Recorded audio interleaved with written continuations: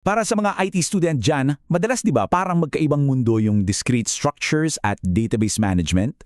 Well, sa pagtatalakay natin ngayon, pag-uugnayin natin yung dalawang yan. Titingnan natin kung paano yung mga abstract na concept ng logic na pinag-aaralan nyo ay nagiging, well, superpowers para kausapin ang data. So ito yung malaking tanong, di ba? Paano nagiging code, paano nagiging resulta yung mga theory sa libro? Isipin nyo, yung mga logical connectives na yan, yung and, or, not, yan pala mismo yung language na ginagamit natin para utusan at tanungin ang mga database. Okay, game na! Simulan na natin tong journey. Section 1, mula logika patungong live data. Titignan natin paano ba tayo aalis sa isang blankong screen at makakabuo ng isang buong mundo ng data na kaya nating tanungin gamit lang ang logic. Siyempre, bago tayo makapagtanong, kailangan muna natin ng mapagtatanungan, di ba? So, Section 2 muna. Bubuo tayo ng sarili nating maliit na student database. Ito yung magiging playground natin. Okay, mabilis ang setup lang to. Promise. Una, open nyo yung XAMPP nyo, i-start ang MySQL. Pangalawa, i-click nyo lang yung shell button na yan. At pangatlo, type nyo lang tong command na to para makapasok na tayo sa loob ng MySQL. Dali lang, di ba? At heto na, ito yung mga unang magic words natin sa SQL. Yung create database, school_db, parang sinasabi mo lang, gawa tayo ng folder para sa school data. Tapos yung use school_db, ibig sabihin, okay, buksan natin yung folder na yan, dyan tayo magtatrabaho. Ngayon, kailangan natin ng structure. Isipin nyo yung create table command bilang paggawa ng blueprint, parang Excel sheet. Dito natin nilalatag yung mga column. Ano bang information ang kailangan natin? Okay, kailangan ng student ID, pangalan, kurso, at iba pa. Ngayong may blueprint na tayo, oras na para lagyan ng laman. Dito na papasok yung insert into. Parang nag-encode ka na ng data. Isa-isa nating ipapasok yung records ng ating 5 estudyante. At ayan na, voila! Kumpleto na ang ating mini-universe. May data na tayo. Nandyan na yung 5 estudyante with all their details. Ngayon, ready na tayong maging detective at alamin ang mga kwento sa likod ng mga datos na to. Okay, dito na magsisimula yung totoong saya. Dito na papasok yung logic. Section 3. Pagsala gamit ang not, and, at or. Ito yung basic toolkit natin sa pag-filter ng data. Umpisahan natin sa pinakasimple, si not. Ang trabaho lang ni not ay baliktarin ang mundo. Kung ano yung sinabi mong kondisyon, ibibigay niya sa'yo lahat ng hindi kasama doon.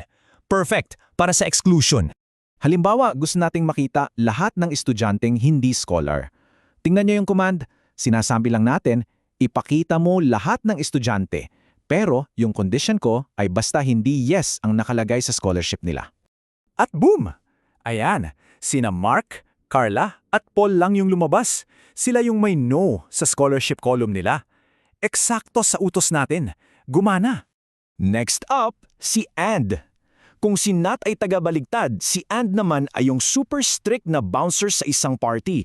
Kailangan mong ma-meet lahat ng requirements niya bago ka makapasok. So kunwari, ang rules ng bouncer ay dalawa. Una, dapat taga-BSIT ka. Pangalawa, dapat ang grade mo ay 80 o mas mataas pa. Kailangan parehong totoo yan. Yan yung ginagawa ng NN dito. At ayun na nga, taming sina Ana at John lang ang nakapasok. Bakit? Kasi sila lang yung tumugma sa parehong kondisyon. Taga-BSIT na may mataas na grado. Kitams, ganyan ka-specific si And. Ngayon, yung kabaliktaran naman. Kung si End ay stricto, si Or naman, yung chill na bouncer. Basta ma-meet mo kahit isa lang sa mga requirements, sige pasok. Halimbawa, gusto nating makita lahat ng estudyante from BSCS o kaya from BSIS. Kahit alin sa dalawa, welcome sila. Kaya ang gagamitin natin ay OR. At iyan ang resulta. Pumasok si Mark kasi BSCS siya. Pumasok din si Carla kasi BSIS siya. Pareho silang kasama sa resulta kasi yung bawat isa sa kanila natupad yung kahit isa lang sa mga kondisyon natin. Pinalawak ng OR ang search. So para simple, ito ang tandaan nyo. And is for less results, mas specific. Or is for more results, mas inclusive. And ay nagfi-filter or ay nangongolekta. Okay, level up na tayo. Hindi na lang tayo basta kukuha ng data. Gagawa na tayo ng bagong information. Dito papasok si Section 4, Conditional Logic, or yung kilala natin bilang if-then. Sa SQL, yung katumbas ng if-then ang case statement. Parang nagbibigay ka lang ng simpleng instruction. Sinasabi natin, tingnan mo yung grade. Kapag when ang grade ay 75 pataas, ilagay mo then pass. Kung hindi, else ilagay mo fail. At tingnan nyo yung resulta. Ang galing, di ba? Biglang nagkaroon ng status column. Tandaan nyo, wala yan sa original table natin ha. Tayo ang gumawa niyan on the fly, gamit lang yung logic na tinuro natin sa kanya. At para sa huli nating tool, isa sa pinaka-stricto sa lahat, Section 5, Advanced Queries, gamit ang IFF or yung if and only if. Ito ay para sa mga sitwasyon na kailangan mong maging super-duper sigurado, tulad ng pag-identify sa isang dean's lister. Kasi ang isang estudyante ay dean's lister if and only if mataas ang grade niya at wala siyang bagsak. Parehong non-negotiable. So sa SQL, paano natin to gagawin? Simple lang, babalik tayo sa ating striktong kaibigan na si And. At ayun, sa buong listahan natin, isa lang ang pumasok sa napakahigpit na kriteriya, si John Reyes. Ito yung perfect example kung paano mo magagamit ang logic para mahanap ang isang karayom sa isang bunton ng dayami. Ngayong nakita nyo na kung gaano ka-powerful ang mga to, hindi pa tayo tapos.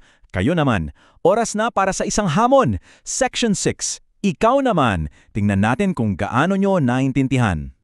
Unang tanong, kanina ginamit natin yung OR para hanapin yung mga taga BSCS at BSIS, di ba? Paano kaya kung AND ang ilalagay natin dyan? Ano sa tingin nyo ang lalabas na resulta? At mas importante, bakit? Pangalawang tanong. Sa tatlong operators na tinalakay natin, not, and at or, alin dyan ang pinaka-best friend mo kapag ang goal mo ay maging super specific at paliitin ng husto ang search results mo? At para sa huli, iiwan ko kayo sa tanong na to. Hindi na lang kayo basta tagabasa ng data. May kakayahan na kayong kausapin yan, utusan at tanungin. Nasa kamay nyo na yung kapangyarihan ng lohika. So, ano ang una ninyong gustong malaman?